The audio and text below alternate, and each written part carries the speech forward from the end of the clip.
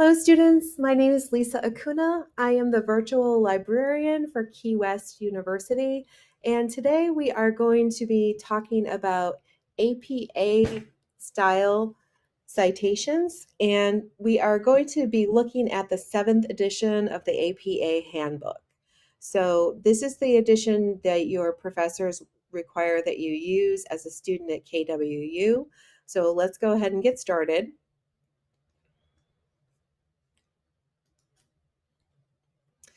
Here's a little bit of information about me, my picture, as well as my degree. I have a Master's of Library Science, and let's go ahead and get started with the presentation. So the APA 7th edition was released in 2019, and it supersedes or replaces the 6th edition. And double check your citation tool located in a database. If you're searching the database, often there's an option to click on a tool to put it in citation style for you.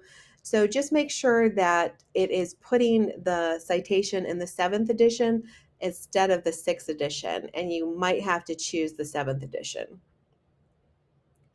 Purdue OWL is a website from Purdue University in Indiana, and it's a really comprehensive site put together by experts at the university, all on information about citations, resume guides, grammar, things like that.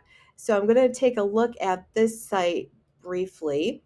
And as you can see here that there is a button here for APA guide, as well as information on avoiding plagiarism and a resume guide. So when you get towards the end of your classes, if you click here on the resume guide, it will give you really great, up-to-date, succinct information on how to put together a good resume.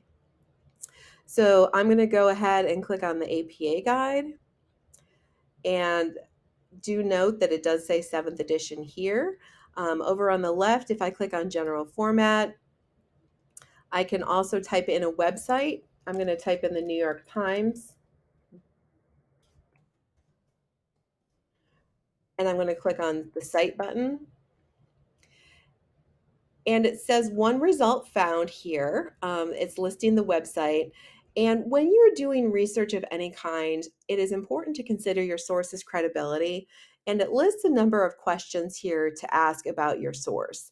Who is the contributor or the author? Who is the publisher? Is there any bias that you can find in the article?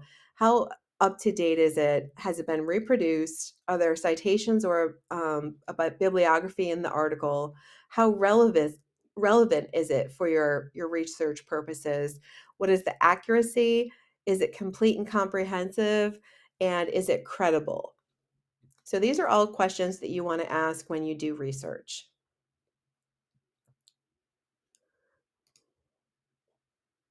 I'm going to go ahead and go to the next slide.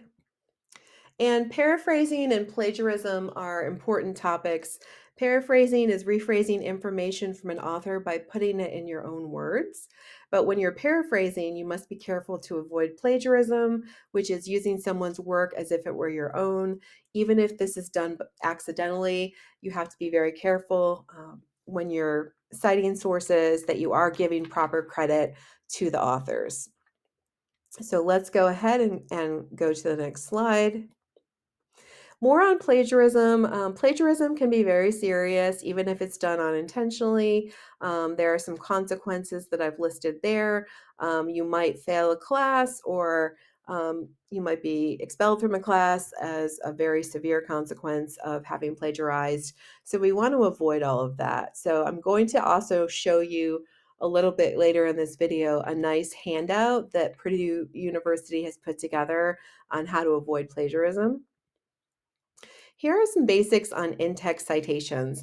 You want to use the following style for in-text citations. So for example, you would say, the data for this study support the stated hypothesis. And in the parentheses, what is listed is the author's last name and then the year it was published. And one complete reference should appear at the end of the paper for each source. If you're using in-text citation tools, make sure you select APA 7th edition. If you are interested in using a citation tool, there are several that are available. One here that I will show you is called Zotero.org. I have personally not used it as a citation manager, but it has been something that was recommended to me.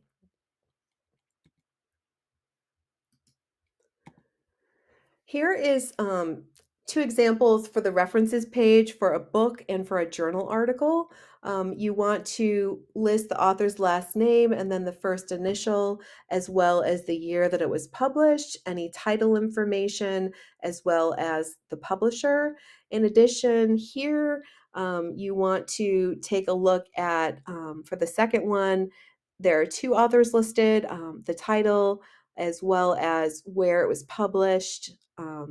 In addition to that, there is a volume and a number listed, as well as the page numbers. DOI stands for Digital Object Identifier, and it is usually not listed as HTTP.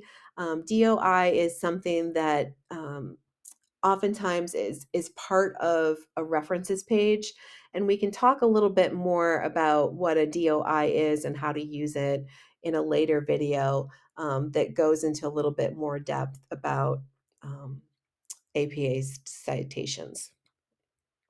Here are some additional websites. We've already looked at Purdue OWL. They also have a grammar and a writing guide that I think is really helpful, especially if English is not your first language. We already looked at the plagiarism website part here, how to avoid plagiarism. And then for here, I want to just show you a website information that Purdue has put together all about plagiarism, what it is, how to cite to avoid plagiarizing. Very succinct one-page introduction to plagiarizing that I think is worth a read.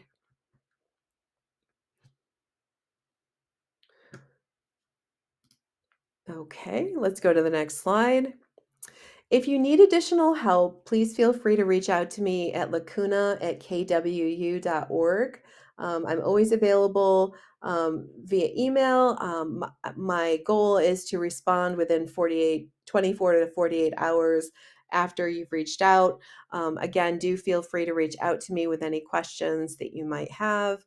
And also, you may get in touch with your professors as well if you think that they are a better person to answer your questions. And I wish you the best of luck in your coursework, and thank you very much.